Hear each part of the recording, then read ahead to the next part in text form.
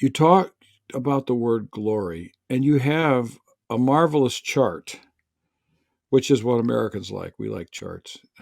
The cycle of glory, you call it, the cycle of glory. And it is a way of tapping into the book of Romans, tapping into, say, the image of God, tapping into some themes that are largely ignored whenever people talk about the gospel. So I wonder if you could sketch briefly the cycle of glory that you see at work with the gospel. Yeah, and so Paul in 2 Corinthians 4:4 speaks about the gospel, and he calls it the gospel of the gospel of the glory of Christ, the image of God. And so we see Mhm. that Paul saw somehow or another the gospel is closely bound up with glory and also with image. And this is something we don't think about very often in connection with the gospel. So, one way of thinking about how God wants to bring about restoration is to think about the glory cycle. So we would recognize that God himself is intrinsically glorious, right? That he has an Mhm. objective Mhm. glory that is the glory due to his name because of who God is, right? But that as Mhm. part of then God's task for humanity, he causes some of that glory to devolve onto humanity, right? As part of our image bearing and part of our task to rule on his behalf. So our Mhm. task then is to make God's glory present throughout all creation, and that glory is going to be made present as humans interact with other humans, as humans care for creation. And this is actually something that maximizes God's glory, because then God is ascribed appropriate glory by humans through creation and through their image bearing tasks. But that, of course, story takes a dark turn, right? As then humans choose to rule themselves. And I think when we think about the problem of sin, the problem is not just that we bear a burden of guilt, right? The problem with sin is that sin actually prevents humans from doing what God called them to do. We cause harm within creation. We harm one another, and this is what causes the glory cycle to kind of stall out. Hmm. This is all because of self rule, right? Because we want to choose what's good and evil for ourselves. We don't want God to be king, and we don't want His Son to be king ultimately until we embrace the gospel of the good news of Jesus the King. Right. So the glory cycle takes this dark turn as we leave the glory behind, but then God sends the Son, and the incarnation then is spoken about in terms of glory. Right. Our probably most famous statement that we have about the incarnation, in John 1:14, that speaks about the glory being in the midst of uh, the Word became flesh and made His dwelling among us, and we have seen His glory. Right, the Seen glory his of the one and glory, yeah. only. So that language of glory that's at the heart of the incarnation, right? That we have to visibly see the glory. That's how image restoration begins to happen. So then in the next part, like once God has sent the Son, and now we see why incarnation is so central to the gospel, then we have the opportunity to look back on the Son, and that's why his embodiment matters. We see what he's doing, and through seeing him, we observe his signs, as the Gospel of John points out, and we see the glory in the midst of the signs. And as we gaze upon Jesus through this active process, we begin to be transformed into the image. So this is a process of image recovery and glory, not image recovery, but glory recovery, right? As our image Mhm. is in some way tarnished, might be a way of talking about it, or is clouded, right? So that we then are recovering the glory. And then that comes then to fruition as we come to be conformed to the image of the Son, right? And then we fully bear the glory as God intended each of us to be. We're fully restored.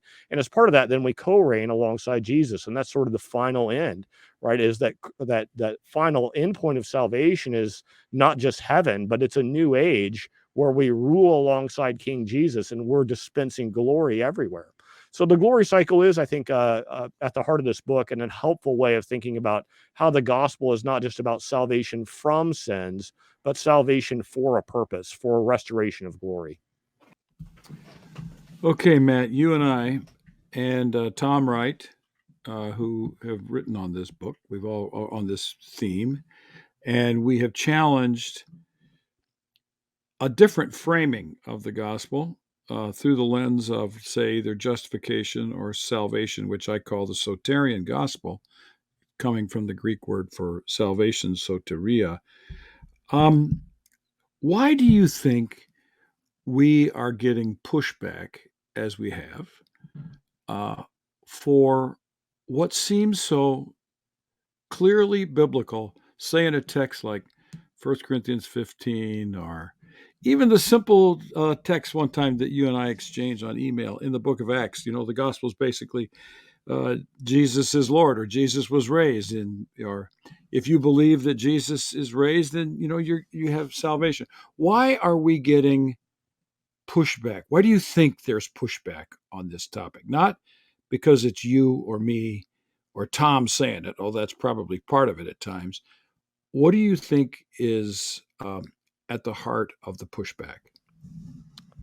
Well, I think that in certain kinds of denominations and traditions, salvation theory is something that is a finely tuned machine.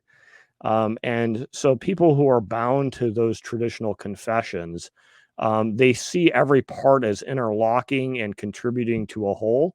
And I think there's anxiety among some who are deeply wedded to, especially Reformation systems that, were articulated by Calvin and Luther and company back in the 16th, 17th centuries as those were refined. And my sense is that, like, maybe it's that we are pulling on a number of different things at the same time, and that causes anxiety. Because on the one hand, we're wanting to say, um, maybe we need to rethink what grace means, right? Like as we, I think, like both of us would respect the work of John Barclay deeply here, Hmm. where John Barclay speaks about grace as something that does have strings attached, right? That we do have to respond, and that part of the way in which the grace is acknowledged or made actual in our lives is through obedience. John Barclay says that this is what Paul means by grace, right? And so I think that's disconcerting, right? A little bit to people who Hmm. are tightly wedded to certain kinds of understandings. And then you push on a different piece and you say it's really about King Jesus, right? And they've been like, well, it's mostly about atonement. Okay, we know he's king, but isn't it mostly about atonement, Scott? And you're Hmm. pulling and you say, no, it's king first and then atonement, right? You're not denying atonement, but there's some nervousness, right? And then I start pushing on faith and I say it's really more about allegiance, and that it includes trust, it includes some traditional Reformation ideas, but that's not quite right, right? We have to nuance. And then we get into the question of works and how that interfaces with works of law, right? And there's the new perspective on Paul that has been reframing that whole conversation about Hmm. works. And I think, as we're tugging on grace, as we're tugging on faith, as we're tugging on the gospel and putting forward King Jesus, tugging on works, like there's a whole new system that begins to emerge, I think, in light of these bringing together gospel of King Jesus, faith, grace, works. There's a new package that doesn't quite look like the Reformation package. It's close, but I would see it as a furthering of that work, a refining of it, a nuancing Hmm. of it. But that's where I think the anxiety is coming from. That's my sense. Uh, I'd be curious to hear your 2 cents, yeah. if you want to weigh in on that yourself and see what you think's going on. Well, I've been to the Milwaukee airport, and when you get through security, there's an area called recombobulation.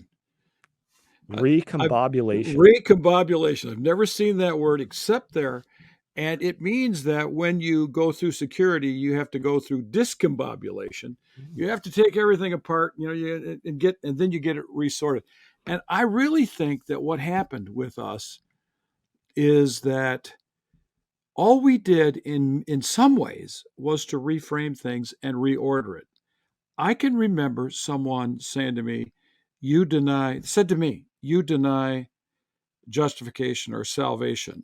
And I'm sitting there thinking, did you read the book? Because I have it very clearly in my 8 points about the gospel in 1 Corinthians 15.